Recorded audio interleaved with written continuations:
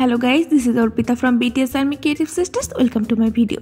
তো দেখতেই পাচ্ছ একদম কুয়াশা ভরা একটা সকালে আমি সকাল সকাল বের হয়ে গিয়েছি। তখন বাজে হলো 6:30।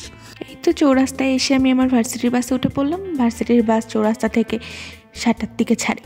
তো আজ আমি কোনো ক্লাস করতে ভার্সিটিতে যাচ্ছি না, মানে আজকে আমাদের একটা ক্লাস ছিল, কিন্তু স্যার বললো যে আমাদেরকে একটু সে ঘুরতে নিয়ে যাবে, আমাদেরকে চারুকলাতে ঘুরতে নিয়ে যাবে, আর বলছে যে এটাও পার্ট অফ পিওর স্টাডি। তো আমরা অনেক খুশি আজকে। এই যে রিপা আসছে, আমি রিপাকে খেপাচ্ছিলাম আন্টিজি বলে। যাই হোক, আমরা ফার্স্টে মেট্রো স্টেশনে চলে যাচ্ছি। চারুকলায় যাব আমরা মেট্রোতে, আমরা শাহবাগ নামবো। এই তো মেট্রো স্টেশনে এসে আমরা টিকিট কেটে নিলাম, আমরা স্যারের ছোট বাচ্চারা। তো আমরা অনেক মজা করছিলাম। আর বলে না, গ্রুপে যখন আমরা কোথাও ঘুরতে যাই, মানে গন্তব্য থেকেও জার্নিটা অনেক বেশি মজার হয়, সেরকমই স্যার আমাদের বিভিন্ন গল্প শোনাচ্ছিল, আমরা সবাই গল্প শুনছিলাম। আর আমরা এই যে মজা করছিলাম বিভিন্ন, এই লম্বুটা আমার সাথে নাচছে। তারপরে তো আমরা ট্রেনের জন্য এখন ওয়েট করছিলাম। ট্রেন চলে আসলো, আর এত ভিড় ছিল মেট্রোতে, এত ভিড় ছিল তোমরা দেখতেই পাচ্ছ। এই যাই হোক, আমরা পৌঁছে গেলাম আমাদের গন্তব্যস্থলে। আর ওই ভিড়টা তো আমরা অনেক বেশি মজা করেছিলাম, অনেক বেশি আড্ডা দিচ্ছিলাম। সবাই তো বিরক্ত হয়ে গিয়েছিল, সব অন্য প্যাসেঞ্জাররা আমাদের থেকে। যাই হোক, এটা তো চলেই না। তারপরে এই তো আমরা এখন চারুকলার ভিতরে ঢুকে এলাম।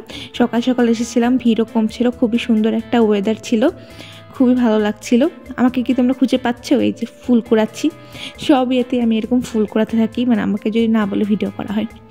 I love flowers. এটা জারুল ফুল এরকমই কি একটা নাম বলেছিল স্যার আমাদেরকে, অনেক সুন্দর ছিল ফুলগুলো। তারপরে ঢুকতেই আমরা একটা প্রজেক্ট দেখলাম, এটা চারুকলার স্টুডেন্টরা সবাই মিলে করেছে। তো এটা ছিল আমাদের জার্নির সবচেয়ে স্যাটিসফাইং পার্ট, যেখানে স্যার আমাদের তার স্টুডেন্টের থাকাকালীন টাইমের সব স্মৃতিগুলো সে আমাদের সাথে শেয়ার করছিল। আর sir is so much friendly, he is a nice and kind person actually. তো আমরা অনেক বেশি মজা করলাম। তারপর বললাম যে এখন ঘুরতে যাই, নাহলে গল্প শুনতে থাকবা। এই তো সবাই দেখছিলাম ঢুকতেই যে আর্ট করছিল, আমার নিজেরও করতে মন চাচ্ছিল। মনে হচ্ছিল যে আমাকে একটু দাও, আমিও আঁকি। তো আমার ভিতরে আর্টিস্টও বের হয়ে আসছিল। যাই হোক, কিন্তু এখানে আঁকতে বসে গেলে আমি আর ঘুরতে পারতাম না। তো আমরা আগে বাড়লাম। তারপরে সবার একটু খিদে লেগে গিয়েছিল, তখন ফার্স্টে খেলাম। এই যে রিপা আমাকে খাইয়ে দিচ্ছিল, আমি আর হাত মাখাইনি। সুইট রিপা। তারপর আমরা চা নিলাম।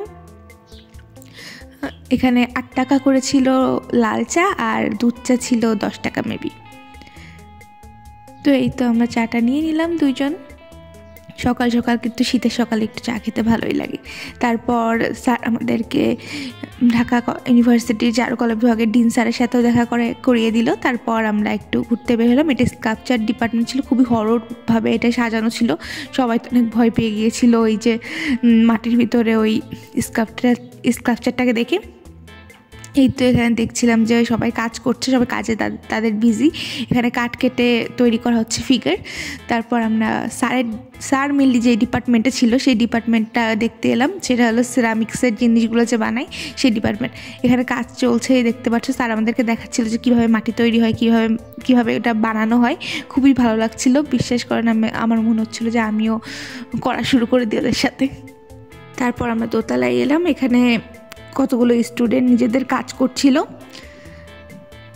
আর আমরা ওই যে ঘুরে ঘুরে দেখছিলাম। এখানে সব স্টুডেন্টদেরই মেবি কাজগুলো রাখা আছে, আমাদের দেখানোর জন্য নিয়ে গিয়েছিল স্যার। অনেক সুন্দর কাজ এখানে কিন্তু রাখা আছে, অনেক ক্রিয়েটিভ ওয়ার্ক এখানে করা আছে। তারপর দেখলাম এখানে স্টুডেন্টরা মাটির পটটারিক বানাচ্ছে। আমার তো নিজেরও বানাতে মন চাচ্ছিল, যদিও আমি পারি না এটার কাজ। তারপর এখানে স্টিল লাইফ জিনিস দেখে পেন্টিং করা হচ্ছিল, যেটা আমরাও করেছি। এখন সামনে যে ঘরটা দেখতে পাচ্ছ সেটা স্যারের অনেক কাছের বলতে পারো, কারণ স্যাররা এখানে কাজ করতো। পর আমরা এই পুকুরটাতে আসলাম। আগে এটা পুকুরই ছিল, এটার পিছনে একটা অনেক বড় একটা কাহিনী আছে, তোমরা আগে আওয়াজটা শুনো।